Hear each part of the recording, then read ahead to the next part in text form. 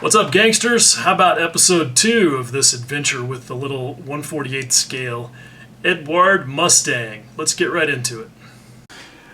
Okay, so getting right into it, since I was kind of showing you guys the sprues and everything in episode 1, let's take another look at them now that I've added some primer.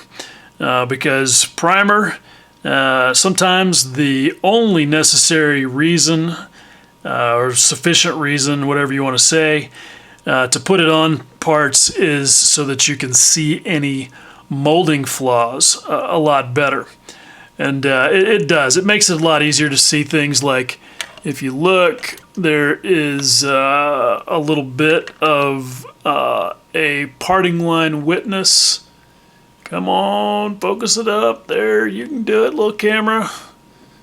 Man, come on. There it is. Little bit of a parting line witness there, as you'd expect on that shaft of the tail wheel. But no big deal. And I'm sure that there are some guys who are cringing or shaking their fists at the screen right now because I have primed these parts with them on the sprue. And yeah, absolutely. I do it all the time. I think it's more effective and more efficient. You'll get some dudes who will with great superiority announce that they would never prime on the sprue.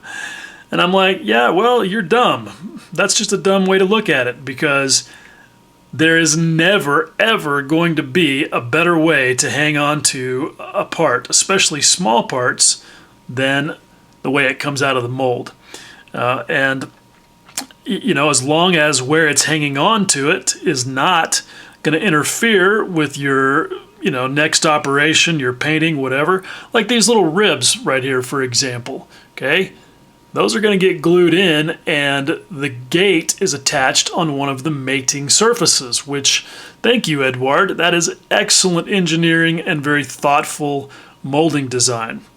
So, again, I'm going to paint those parts completely before I ever take them off the sprue. Yeah, sure, I could take them off and I could use double-sided tape or toothpicks and super glue or gripper tweezers or whatever. But again, that's just hassle that I don't need to go to when I'm painting them. And here's the thing. The fewer times you touch a part, the better off you are. And doing it this way reduces the number of times that I have to put my nasty little digits on those parts. So for me, this is just kind of a no-brainer. My rule is leave the parts on the sprues as long as possible. I mean, obviously, there's a point where you got to take them off, but don't do it till you have to, no matter what anybody says. So, anyway, this is good. I'm not seeing a whole lot of issues with these, and I'm going to move on with those. I'll do a little bit of cleanup. I have to inspect them through my Optivisor, just to make sure that I've got all those, any little parting line witnesses or anything taken care of. But not a big deal.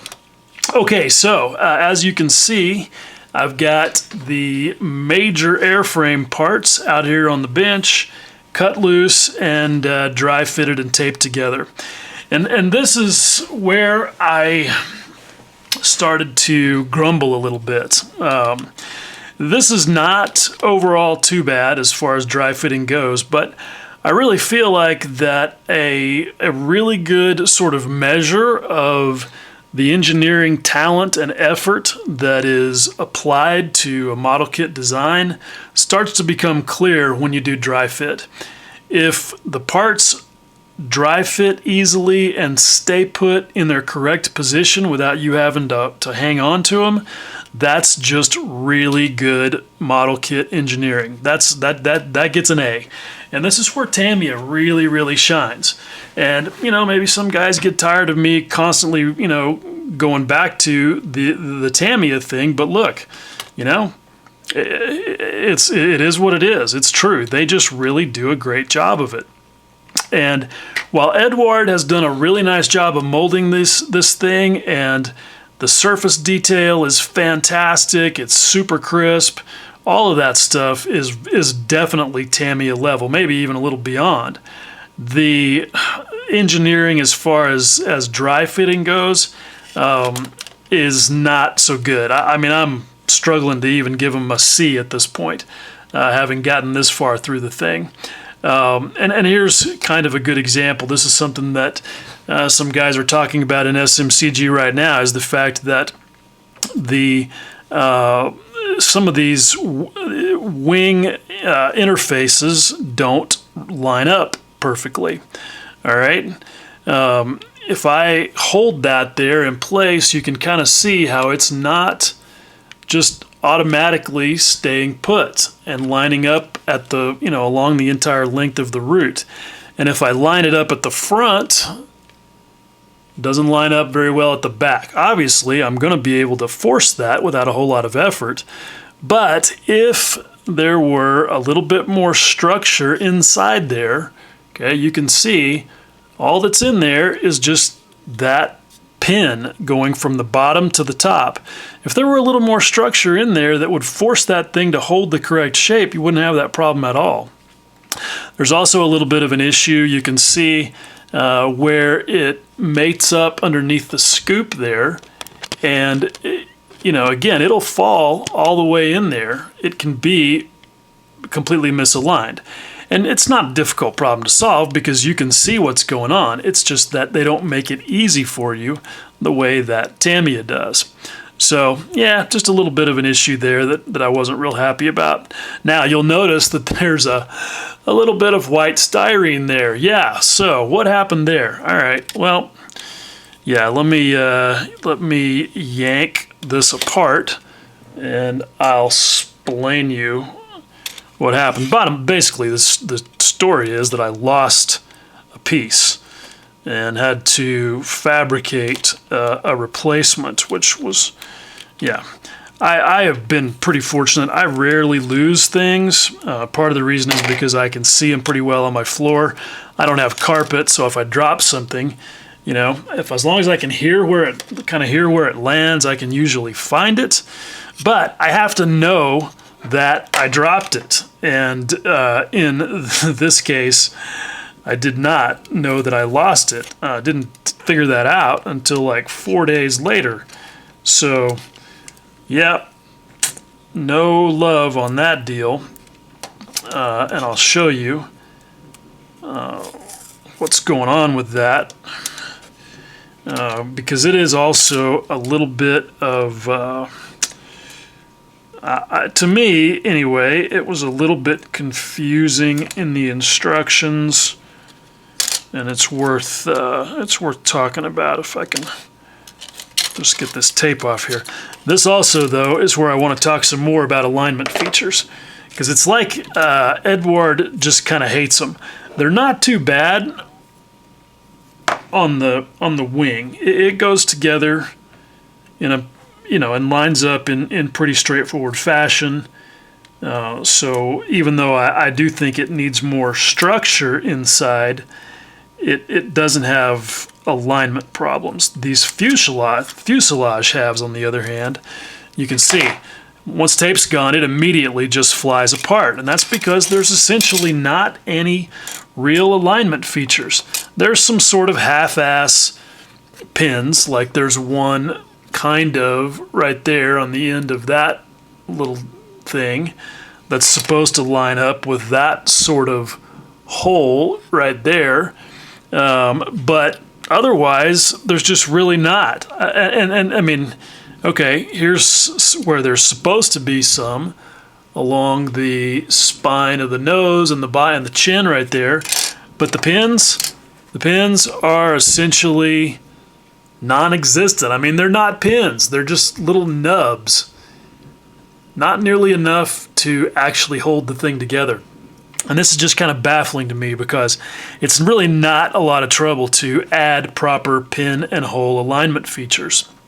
And I don't know, it just feels kind of lazy to me, and I just think that they could have done a much better job that would have made it less frustrating to try and mate the two halves of this thing together. I mean, look, I'm super clumsy. That's no secret. You know, my hands don't work very good, and so I struggle, but I don't struggle with Tamiya fuselages. See, I can't, you know, it doesn't want to stay lined up.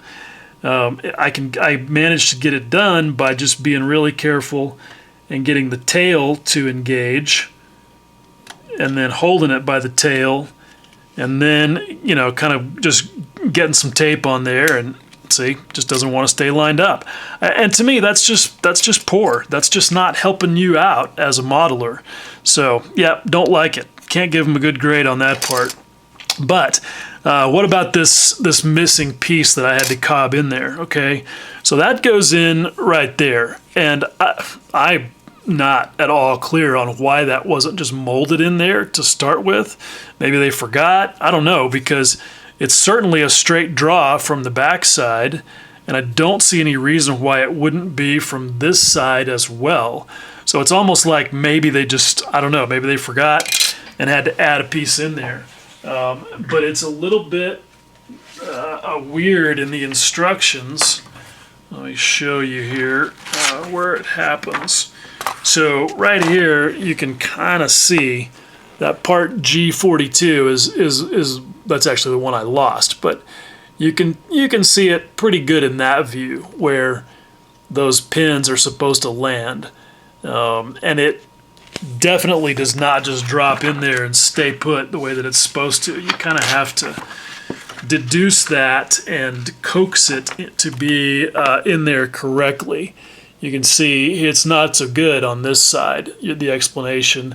They don't give you any sort of a view of what it's supposed to look like when it's done. So, you know, that's not really a big deal. I mean, obviously I got it figured out, and I think just about anybody would.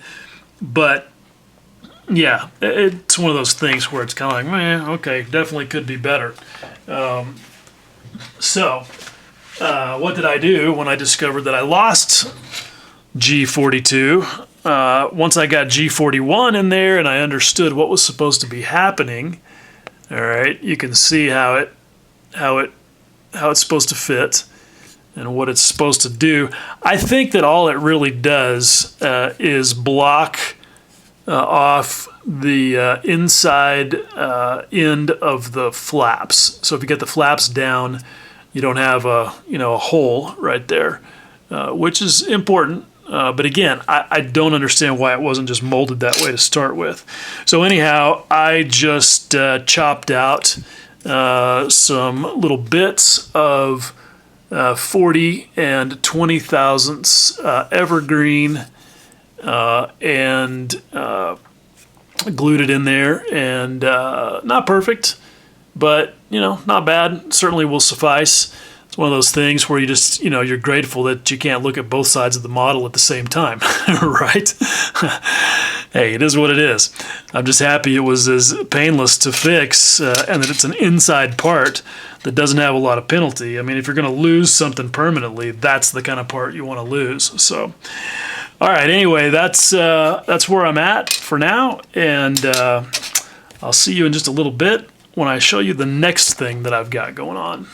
All right, in today's episode of Ghetto Workshop, yeah, this is the condition of my bench right now. It's in total chaos, which is reflective of my life at the moment. I've got some chaos going on, and I'm not a fan. I don't like chaos. The only place I like chaos is within my carefully defined weathering patterns. But I'll explain all this. This is just a quick segment so I can show you what's going on with this wheel well subassembly, which I just arbitrarily decided to complete first because I want to put the wing together, because I keep hearing about issues with the wing assembly because of the thickness of this subassembly. Anyway, so I just want to show you this real quickly. I've obviously done some painting, and I'll talk about that later, but this is the fit thing that's happening. So you can see that what goes on here, allegedly, is, first of all, they want you to take this piece, the divider, and insert it into this slot so that you can see it has a little nub sticking out there.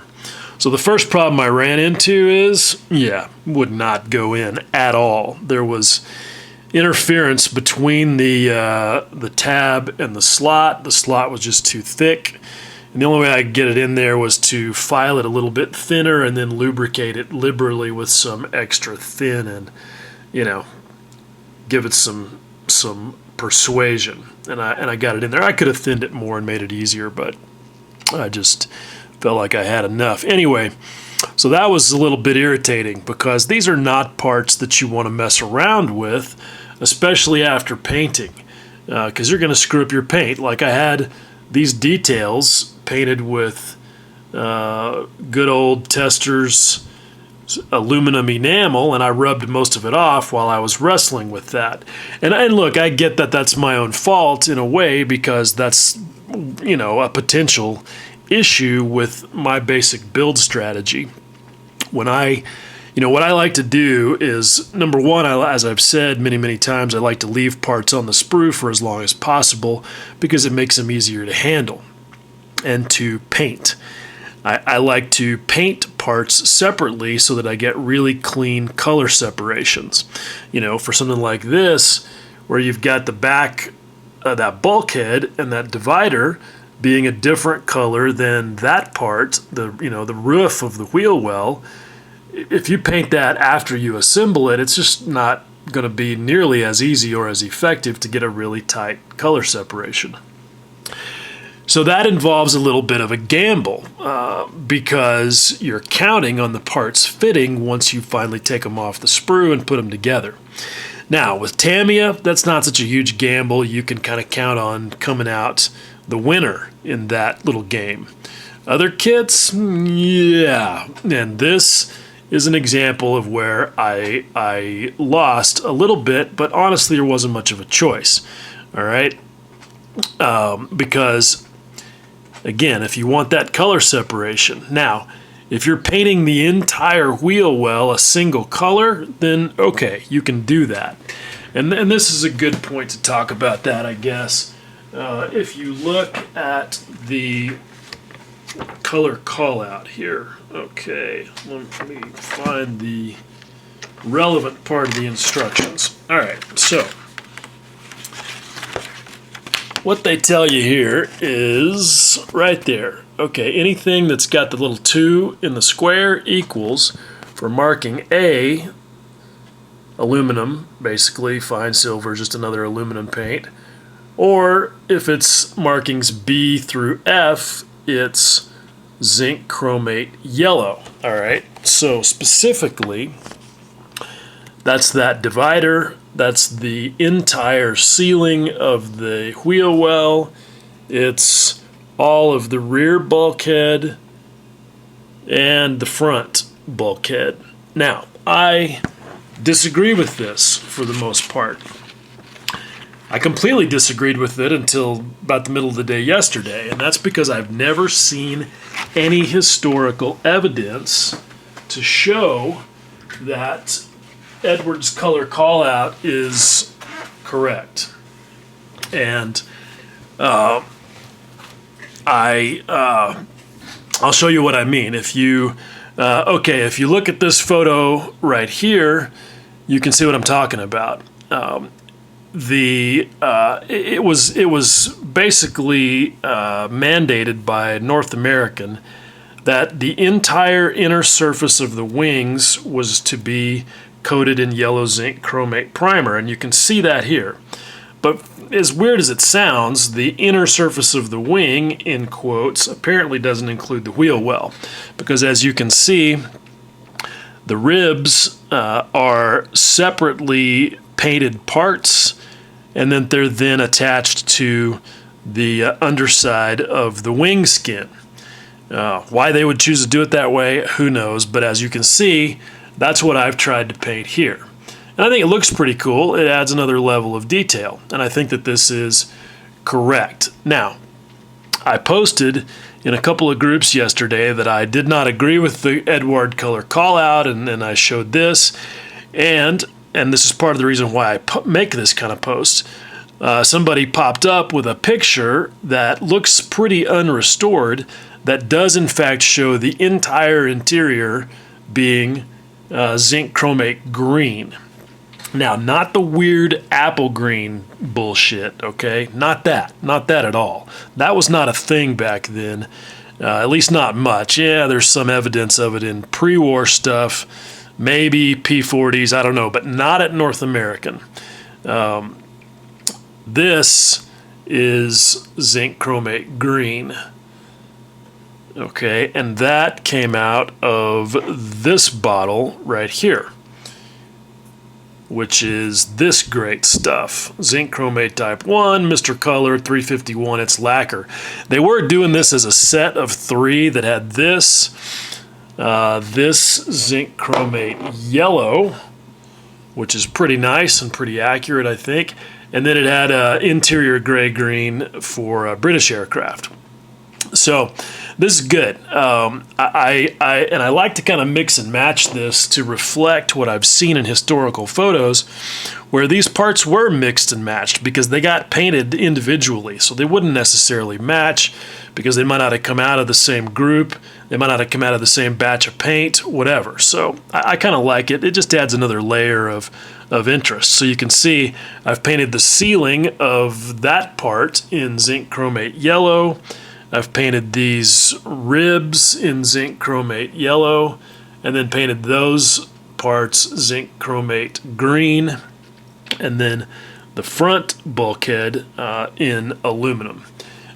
Because, again, I'm no longer convinced that this is the 100% case, but it's definitely the majority case from what I've seen. So, and plus I think it looks good. So anyway, that's the paint.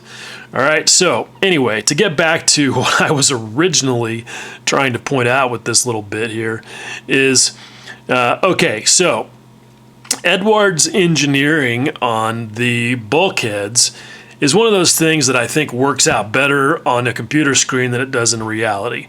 Because what you can see happening here is that they've got this notch and tab type thing to kind of build up this box section, which in theory is great.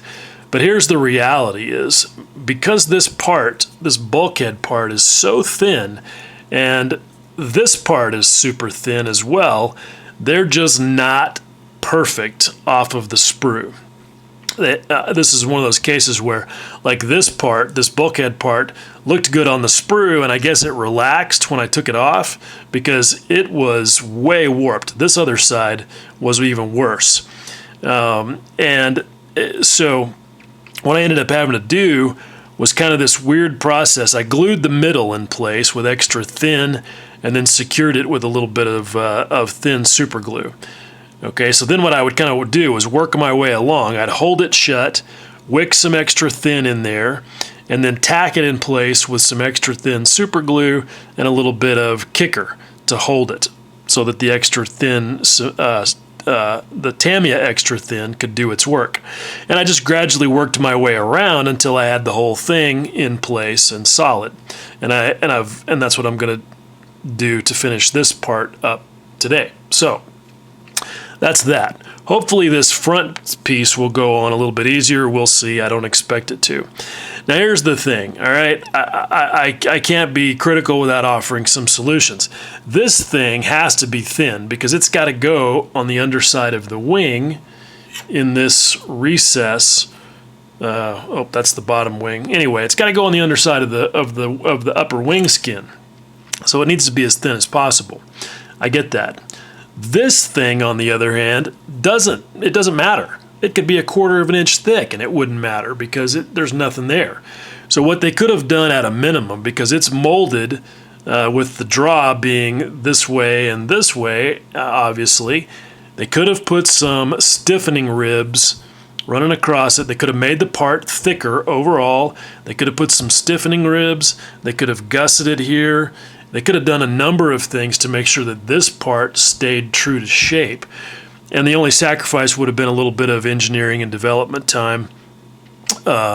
and a little bit more plastic, which is negligible. So anyway, not a fan of the engineering overall on this part. I get it for the most part, but I think that they stopped short of what would have made this really model maker friendly.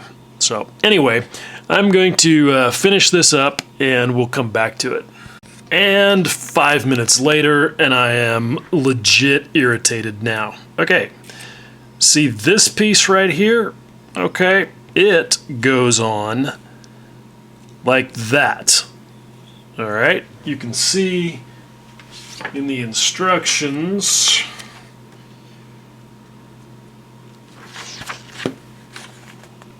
right there how that's supposed to happen. Okay, and you can see that slot there on the back of G35 is supposed to fit the tab on that divider, right? Yep. Pretty straightforward, pretty solid engineering. Yep. Too bad the molding didn't keep up. Do you see a slot? No, I don't see a slot either. I mean, let's look really, really close. Okay, we're zoomed in super, super close. Nope, I don't see a slot. Still don't see a slot. I mean, they tried to make a slot. Yeah, that's a short slot. Come on, guys. Okay, so got this wheel well sub-assembly done, and I have to say I'm glad, a bit relieved. I can't say that it was a lot of fun, but it does look pretty cool when it's all put together with the different colors. And as I've mentioned, I do like the way that Eduard engineered this so that it's easy to get clean color separations when you want to do something like this. Yeah, it involves a little bit of gambling on the way that the parts fit, but you know, overall, this could certainly have been worse. One thing that I was really pleased about is that all these ribs fit in perfectly, and that was great. That was a relief, because you definitely would not want to fight with those. The thing that I mentioned a minute ago, or a couple hours ago actually, about this non-slot tab mistake here, it turns out to be a really minor thing because you don't really need it. I just clipped the tab off the front of the divider, and there's plenty of other features there that get everything lined up. That ends up being honestly more to help the divider be vertical than anything, but it already is because of the attachment point back here. So not a big deal at all. This part fit on perfectly, no issues there. So that's all pretty good, and this front bulkhead for me fit better than the rear one. So overall, you know, not too much drama. The interesting thing is that I was asking some guys on Facebook about this slot tab thing and the other issues, and it was kind of a mixed bag. About half the guys had the same funky thing that I do here, and then the other half had the actual slot. So yeah, who knows? As far as the fit of that thing through that slot right there, you know, that comes down to tolerancing and process control, and it happens. I've even seen that on Tamiya kits, so I can't be too hard on Eduard for that one. It was, you know, a little bit aggravating, but again, that's the kind of thing that you'll see even on the best stuff. I maintain that what I'm calling out as far as actual engineering is legit. You know, obviously it's a matter of opinion, but I lean on my engineering background for that. So at any rate, this is good, and I'm going to be, you know, anxious to see how this all fits inside of the wing assembly when I decide to move on to that. I've been told by several people that this whole thing is a bit thick, or the tolerances are a bit tight, and you have to sand it down if you want the wing to sandwich together the way that it needs to. So we'll see. I'm going to be looking at that before too long. Now, while I was into the sprue and all of that for that wheel well assembly. Something that I noticed that I had not noticed before are these ridiculous dinky little stubs for attaching the landing gear, and not even square. I'm like, come on, Airfix even does better than that. I know it's rude, but come on, if Airfix out engineers you, you got a problem, guys. I mean, come on. So somebody pointed out that it's not just that dinky little stub and this little rectangular hole right there. There's also that dimple that you can see right there, and this thing on the other side of the gear leg that I didn't see at first. Not that it would have changed my opinion a whole lot, because there are definitely other ways to do that that I think would be better, but allegedly this kind of snaps in there and will hold without glue. We'll see when the time comes, but I'm not a fan right now. And I think if there's anything on an airplane model kit that should basically assemble itself, it's the goddamn landing gear. I mean, come on. And for whatever reason, it's something that more kit makers fail at than not. And it's just baffling. I mean, I've even seen stuff with Tamiya kits again where I was like, yeah, come on. You know, to me, it's a place where if you've got to sacrifice a little bit of realism in favor of buildability, do that, because who cares? I mean, you're just not really going to see it that much once the whole thing is put together anyway. So I don't know why they try so hard to do whatever they're trying to do and sort of completely ignore the actual function of it. Okay, sort of moving on to talk a little bit about interior, because I've also, as you can see, done a little bit of painting on the interior of the fuselage. I wanted to be as efficient as possible, and while I was spraying that Zinc Chromate yellow, I mixed up some an approximation of North American Aviation interior green, which, if you know the history there, they made by mixing black with this stuff, and I like that. I think it's a little bit better representation than some of the actual interior greens that are out there. Not that they didn't use those. I mean, this is kind of where interior green got standardized at, is something, you know, kind of like that.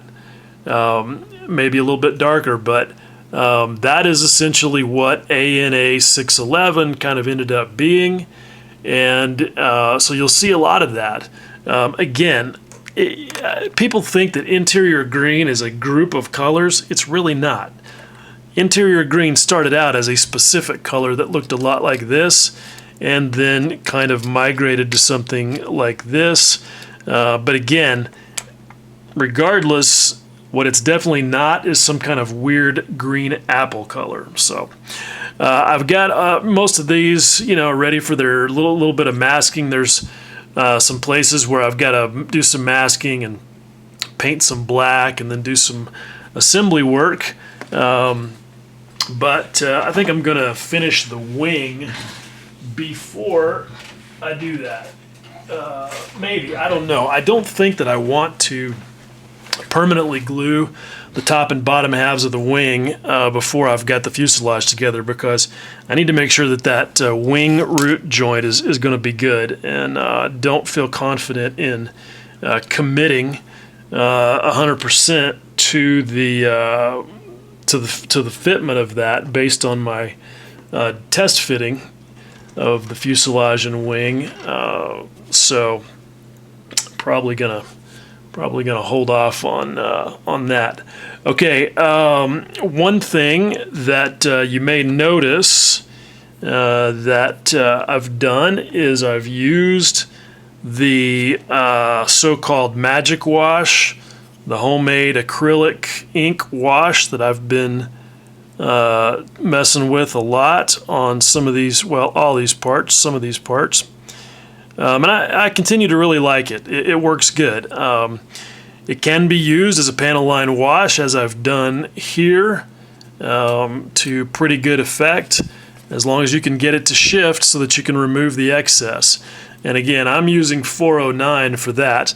But one difference in what I have used in the past, because a lot of people mix it with Aqua Gloss or Future or whatever. I have used Aqua Gloss for it quite a bit, and it works great. But the disadvantage of using Aqua Gloss or anything gloss is that your shadows are shiny, and you don't want that. I mean, it's not a huge deal, but you have to obviously do something to ungloss those.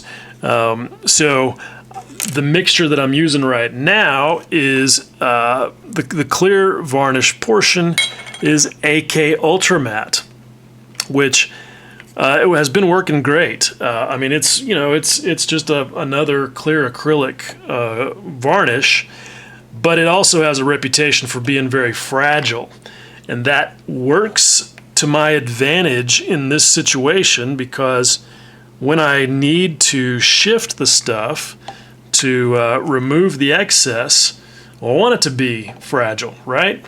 And so my trick of using 409 has been working great, but honestly, I probably could be using water.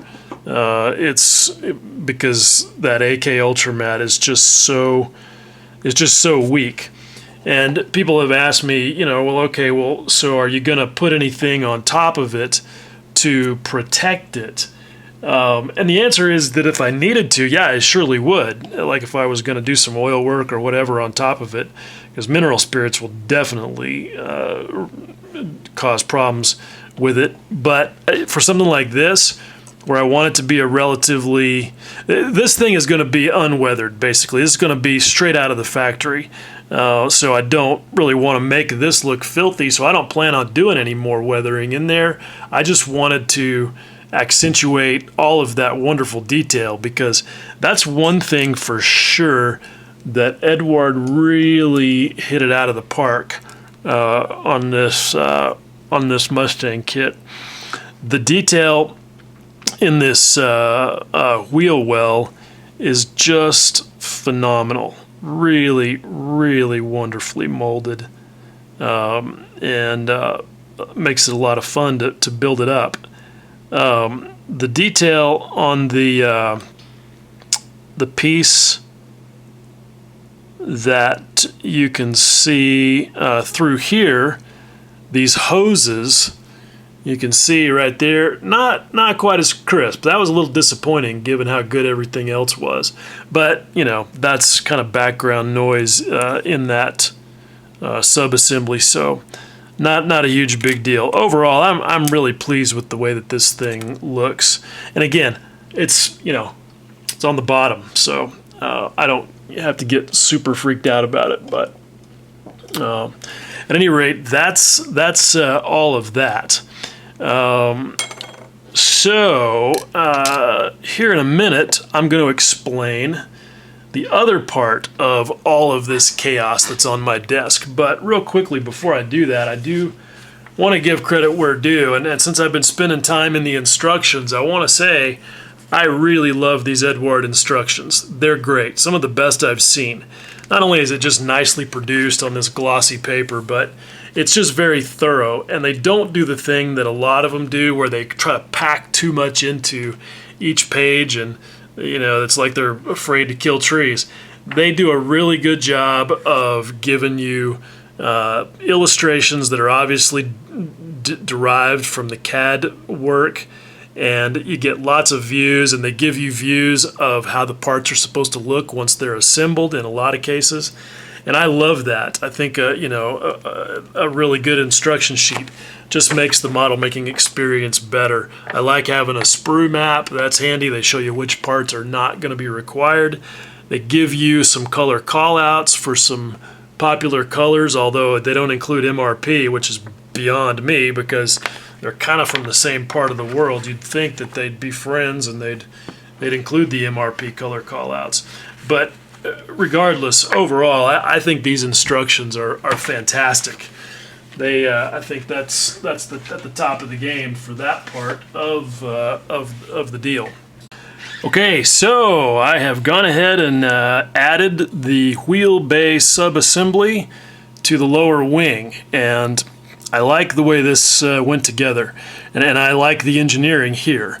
You can see that they've got these little ridges molded into the surface of the lower wing that form this kind of perimeter all the way around it, and it works really good. You get a nice place to wick some extra thin into, and it nestled in there perfectly. Now, it would have been, had I not been paying attention, relatively easy to not get it all the way down in there because the fit was so close. It wasn't tight, but it was really, it was really close. So I can see that this is a potential source of some of the issues that I've been hearing about. Lots of people have been messaging me and saying, hey, look out for this thing being too thick, and once you get it in there, you can't get the upper wing on properly. So I don't know yet because I haven't tried to fit the upper wing on here, but that could be a source of the issue. If you don't get this all the way down into its little recess, you'd have a problem. So what I did to ensure that was I carried on with the same sort of stick and weld procedure that I used on the bulkhead, where I held it down in place really tight, flooded some extra thin in there, and then stuck it with super glue to hold it in place. And, just was looking through my optivisor and paying really close attention to make sure that on all sides that it was stuck completely down to the surface of the lower wing like it's supposed to be. So hopefully that'll take care of that. Now we'll see. I don't know. Let me just grab the upper wing pieces and let's have a quick test fit. Right here, live action, and see what we think. I haven't done this yet, so I don't know how this is going to go. But let's have a look here. This should be a drop fit. So, what have we got? I got to be careful where I grab. See, I have already surrounded this area here with paint so that later I won't have to be as picky about how I mask the wheel wells. I did all this before I added that subassembly. Just a little trick there to streamline things. And if you're wondering, that beautiful, delicious, perfect approximation of the DuPont silver lacquer that was used on Mustang wings comes courtesy of Tamiya with their wonderful LP11. This stuff is just so good.